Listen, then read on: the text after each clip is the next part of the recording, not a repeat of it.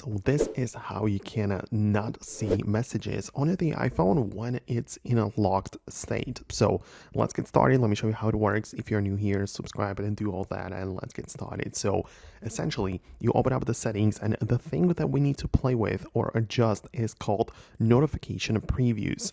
You can find it to be part of the notification settings, and at the top we have the show previews, which applies to every single app on your phone, but instead you can just scroll through the apps below and go to messages directly.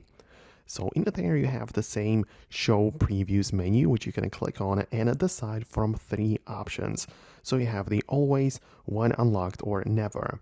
Always is pretty self-explanatory. No matter what you do or if the phone is locked or unlocked, you're going to see the preview or the first sentences of a message delivered to you. So if you would want to change that, you can go for the when unlocked option, which means that until you scan your face, the message will not reveal any information from the text, right? So the notification will be like blank, then you scan your face and the message will be revealed. But then you can as well go one step further and decide that you pick the never option, which means that no matter what happens, unless you get inside of the application, you will not see what the message contains.